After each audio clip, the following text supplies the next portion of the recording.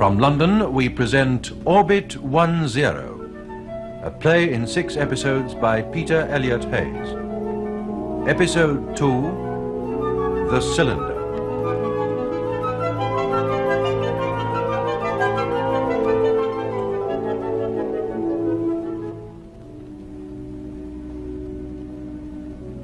This is Tom Lambert. You've now heard the first of the tape recordings made by Dr. Petrie. In it, he described his visit to Scara in the Hebrides, where Professor McLaren was in charge of the giant radio telescope, the strange pattern of signals that were being monitored, and the finding in a lonely cove of a vibrating cylindrical object. Already the thing we would come to fear was taking shape. In this, the second recording, Dr. Petrie continues his notes from that point. Notes, reel 2. Where was I? Oh, yes, that blustering day on Scara. McLaren and I were at work in the underground monitoring room when Clifford and Elizabeth returned from Dromede Point. Returned with a curious account of a cylinder buried under a beach. They seemed so impressed that we took McLaren's ancient car and drove round the coast to see for ourselves. Before we left, Clifford insisted on collecting 4 spades. There was the cold, deserted bay and the beach. We were led down a cliff path and shown a spot where they'd scratched out the sand. We each took a spade and dug, and in less than an hour, we had uncovered a most remarkable object.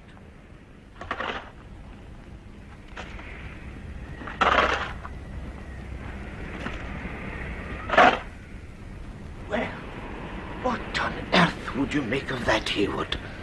It's a cylindrical shape, all right. 3 feet in diameter and about 8 feet long. But what it is under all that incrustation... Could it be some kind of natural formation? Well, it's very regular. It almost looks like part of a pillar. But this is hardly an archaeological site. Clifford, you say you heard a humming sound. Well, yes. I guess it must have stopped while we were away. But Liz heard it, too. And there was that disturbance while the sea was still covering it. Yeah. Very curious. Well, what now? The tide will cover this spot again before long. Well, we've enough on our hands, but I suppose this is worth spending a little time on. Though what we can do here... Hey, can I make a suggestion? Go ahead. I noticed a crane truck back at the telescope. Yes, the transporter for heavy equipment. Well, the road meets the beach farther along. So it does. The crane and maybe some chain tackle. Well, look, I've driven bulldozers back home. I guess I can handle that. Well, it's the only way we'll ever get this thing out. All right with you, Campbell? Yes, of course. Very well. It's your operation, Clifford. Oblige me by not breaking your neck over it. No, sir. Or that crane, because that's something the college will have to pay for. I'll be careful, sir.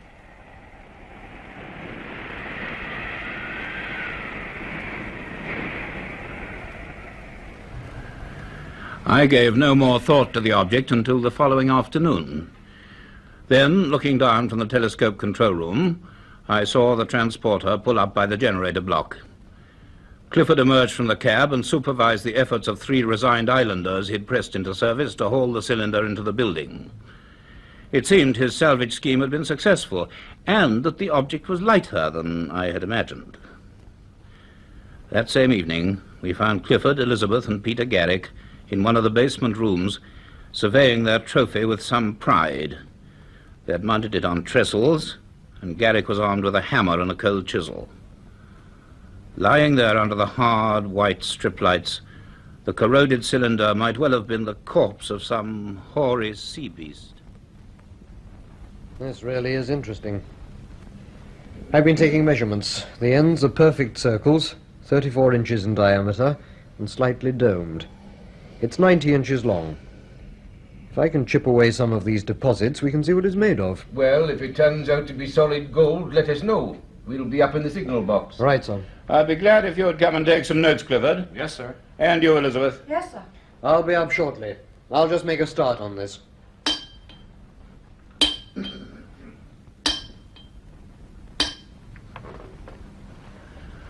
Leaving young Garrick chipping away, we went up in the lift to the glass-walled control room beneath the vast bowl of the telescope. And again we watched the dancing green traces on the oscilloscopes and listened to those thin, insistent signals reaching us across 5,000 million miles of space.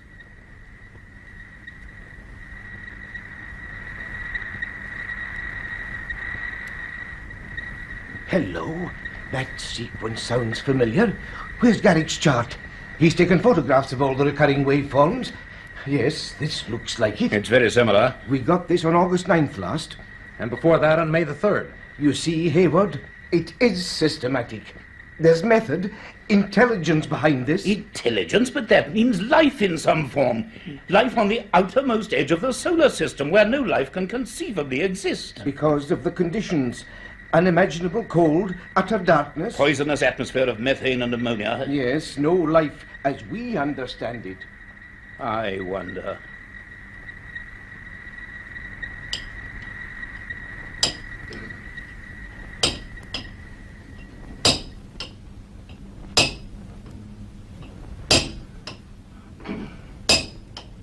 Another layer underneath. Grey like fused metal. And hard. Can't make a mark on it. It beats me how a thing like this came to be on the... What? Oh, yes. They said this happened before. Must be some kind of stored energy inside. What was I going to... I can't think. Was it...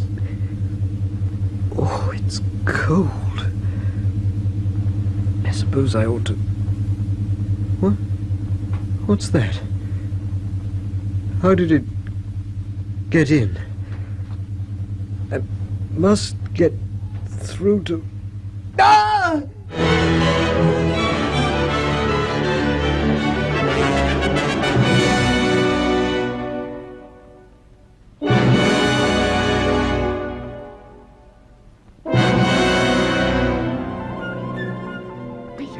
Peter, are you hurt, man? Look at his hand. Gary, can you hear me? What happened? Oh, the mist. Cold. Oh, it's you, Doctor.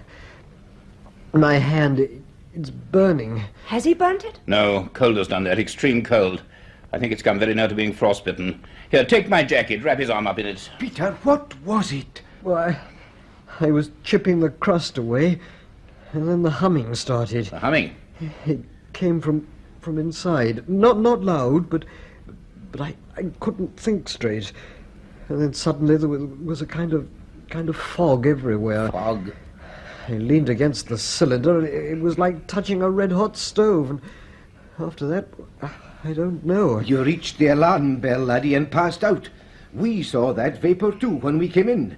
Place is like a refrigerator now, but outside it's clear. Well, another mystery for our collection, Campbell.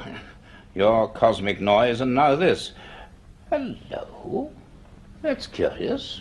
What are you staring at? Well, that shelf. There were some things on it earlier. A couple of spare transformers, a pair of pliers. Has anyone moved them? I didn't. No one else has been down here. Well, perhaps I'm mistaken, but I could have sworn.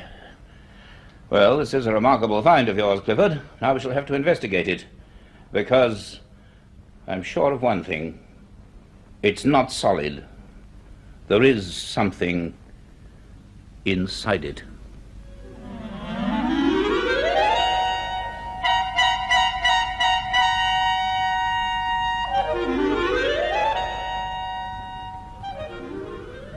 Later that night we held a conference. The cylinder clearly possessed some disturbing properties. At Kirkhewish there were no facilities for investigating it thoroughly, but in my own modern laboratory at the college, well, with some regret I proposed that we return to London and somehow take the cylinder with us. And McLaren agreed. He was as curious as myself, but could spare no more time from his study of the signals. Well, a lot of arranging had to be done, but Clifford and Elizabeth did their share, and 3 days later we left Scara on the island steamer.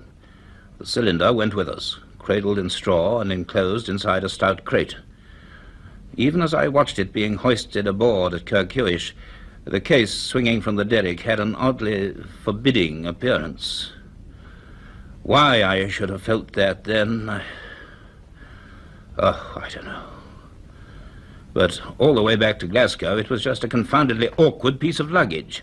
However, eventually we were relaxing on the express to London, with our trophy safely stowed in the luggage van at the rear of the train. Out of sight, but hardly out of mind.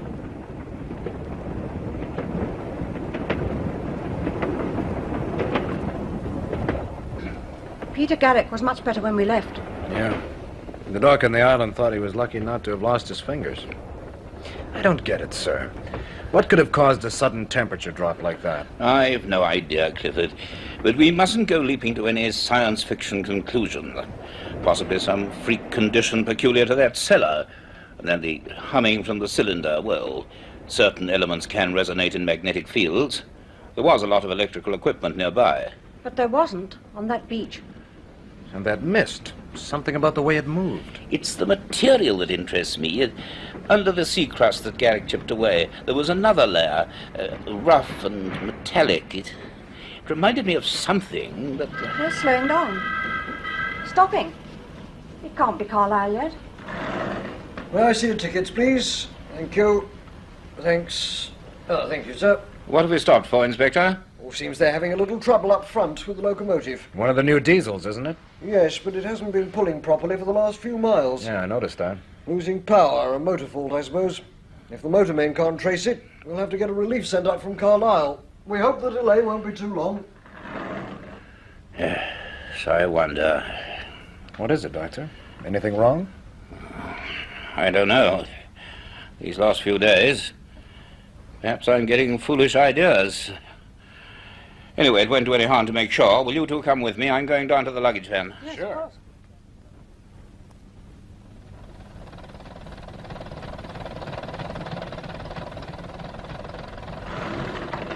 Just a moment, sir. Looking for something? You have a crate of mine in here, guard. Would you mind if we take a look at it? That'll be all right. That big fella, isn't it? Machinery of some sort. Machinery? What makes you think that? Oh, I heard a sort of humming sound noise some way back. Where? Oh, seemed to be coming from the case. Thought perhaps some electrical gadget had managed to switch itself on. Stopped after a bit, though. Hey, here it is. Hasn't exploded anything. Just the same as it was when it came aboard at Glasgow. Cliff, it isn't.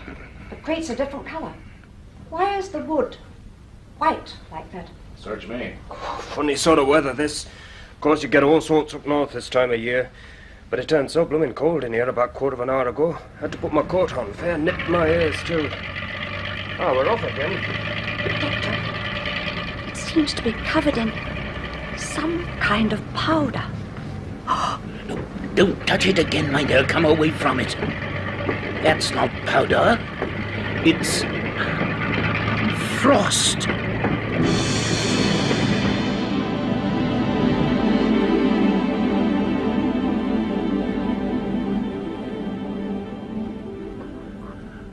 The rest of the journey after that was uneventful. At Euston, 6 porters heaved the crate onto a waiting lorry sent from the college, and we followed to Kensington in a taxi. The college was empty and echoing, as it always is in vacation time, and the smell of dust and age had come back into its own. With the aid of 2 boilermen and Simmons, the head caretaker, we took the crate up in the goods lift and dragged it through the silent corridors to my laboratory. It was late in the afternoon. We were tired, but any idea of waiting until the next day to begin work just didn't occur to us. We dismantled the crate and mounted the cylinder on a long workbench, wedging it with wooden blocks and arranged floodlights to work by. The first thing I did was to examine the place where Garrick had flaked away the white coating of sea growth.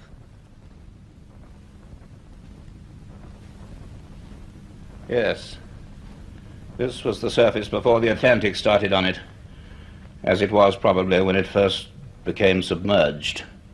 Grey, hard, and honeycombed with small bubbles. From these streaks, I should say traces of iron, copper, and nickel. It looks almost like a volcanic rock. Lava. No, this has been fused by a much higher temperature. Now, what... Yes, of course.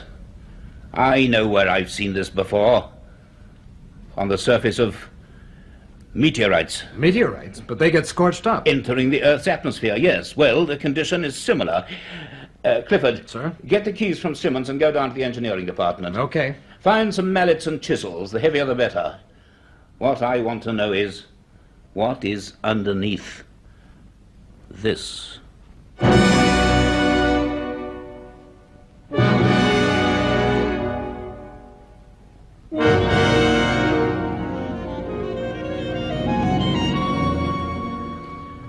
For 4 hours under those glaring lamps, we chipped away like 3 sculptors inspired, only we had no conception of what was taking shape under our tools. Beneath the outer crust was a solid layer, an inch thick, of fused mineral matter. When we had cleared one end of the cylinder, we attacked that. And that, too, we eventually got through to bare metal, bright silver, a metal cylinder. Our basic question was answered. It cannot have formed naturally. Whatever it was, it had been constructed.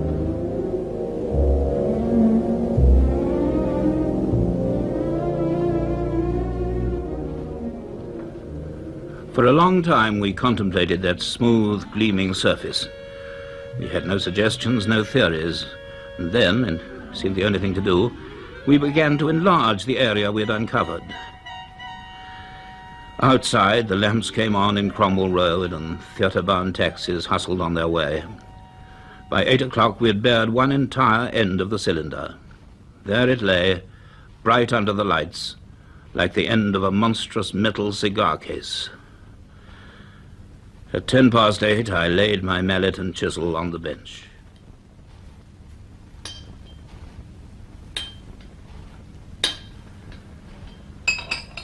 Well, no point in going on with this all night. It'll take days to clear the whole surface, and then the only way in will be with an oxyacetylene torch. No, it's going to be a long job, and not necessarily one for us. How do you mean? Well, I'm beginning to wonder whether we mayn't be risking blowing ourselves and the college sky high. Some wartime beauty, you mean, that got washed up on Scara.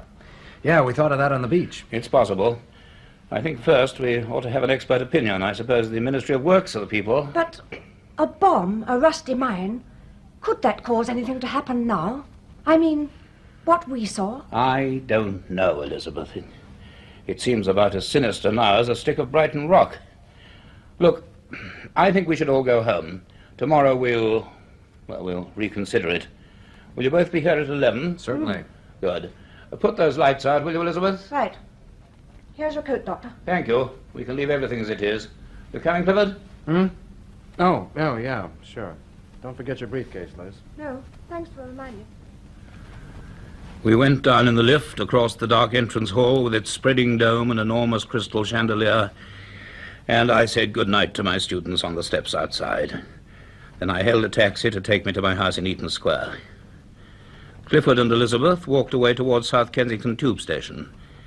It began to rain, and 10 minutes later, I understand, they were sitting in a coffee bar in the Fulham Road.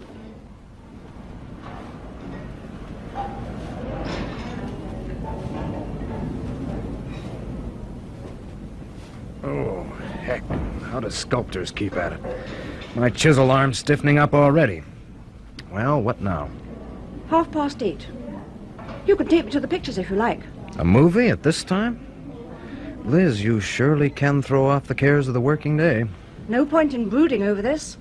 We have some unexplained phenomena, an unidentified object. It just means experimenting until we find the answers. Just like that. And I'm the one without imagination. Me, I keep thinking of that enormous great thing sitting up there like an overturned idol. Almost as if it's watching us. How silly. Just a slab of metal. Yeah. You know, Petrie didn't notice it. Could be just a scratch. On the other hand, if there is a way in... What do you mean? Well, I guess I should have mentioned it to the prof. I'm never going to sleep with this on my mind. And it won't take long to check. You coming? Where to? Back to the college. What, now? Yeah. Simmons will open up for me. Just a question of whether it's a line or a crack. A line or a crack? Yeah. Come on.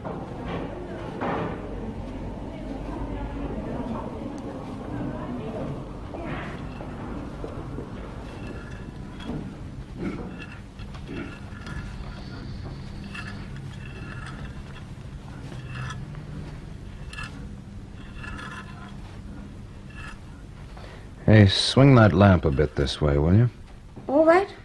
Yeah, fine. Hey, this is it, Liz.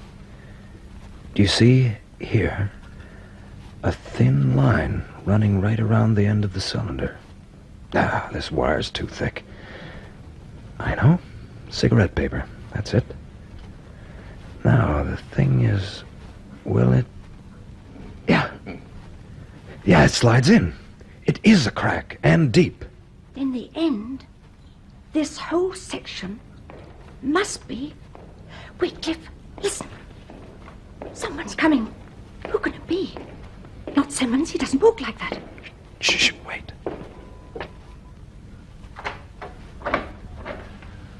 Well, it would appear that great minds do think alike. Dr. Petrie, we had no idea you were... Coming back? Neither had I until I got home and tried to forget all this. What an odd thing curiosity is. For some reason, I felt this shouldn't wait. You do, I imagine. Well, not exactly, sir. I noticed this earlier on. What? This hairline around the circumference. I've tested it, and it's a crack. A crack? Yeah, so this whole end section could be kind of a plug. It could come off. Well done, Clifford. This is important. You see, it won't move or turn, but there's something else here on the end face. 2 holes about a foot apart. Yes. Sockets for a key. If we can find something to fit them... The engineering floor. Oh, of course. They have every kind of plate key down there. I'll be right back. All right, good man. Now, if this end is removable, it's been made so for a purpose. And that, Elizabeth, can only be... Because there is something inside. Yes.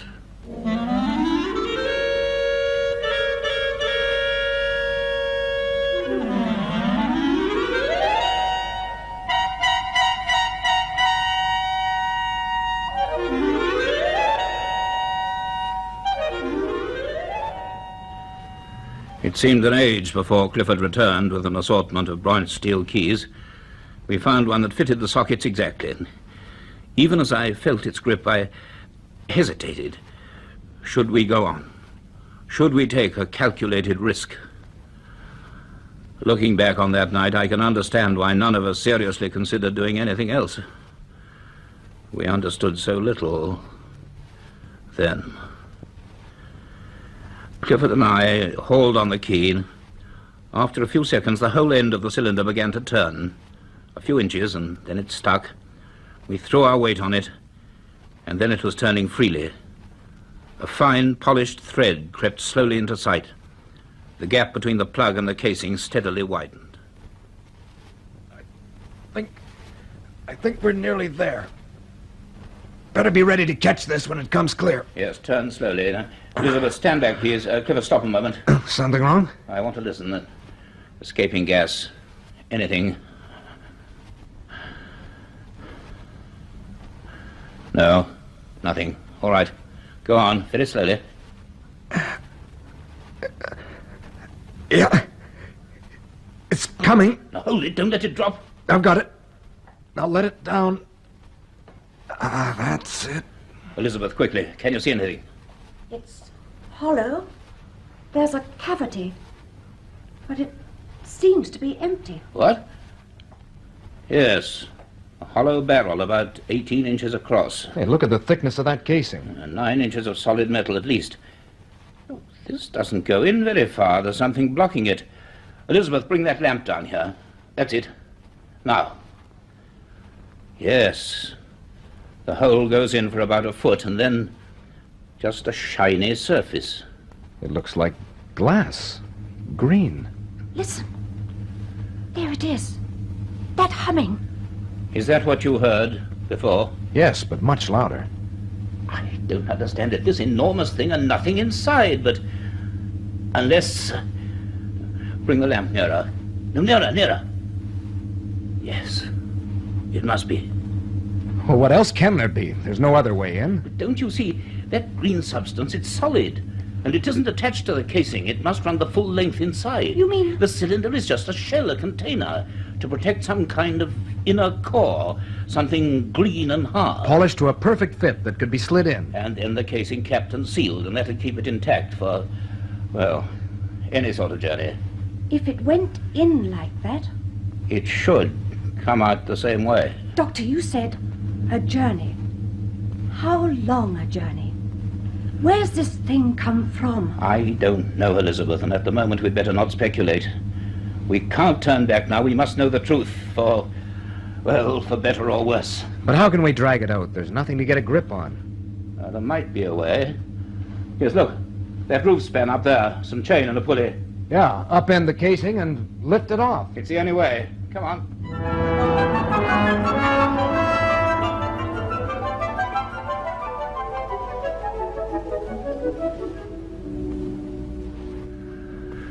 We worked feverishly into the early hours. Again we raided the engineering department, dragging up hooks, chains, and pulley blocks. We rigged a tackle over the cylinder, attaching the block to the steel span which crossed overhead, and shackled the lifting chain securely round and closed the end. And all the time, the thing on the bench continued to hum, softly and insistently. The chains swung and tightened. Slowly, the massive cylinder reared upright on the bench. There was a terrifying moment when it rocked and almost toppled, but then it settled firmly on its open end. There was a slither and a thud. The core had shifted. We went on dragging at the chain. The pulley clattered and our hands became slippery with grease. With nerve-wracking slowness, the casing rose, exposing inch by inch the thing it contained and guarded.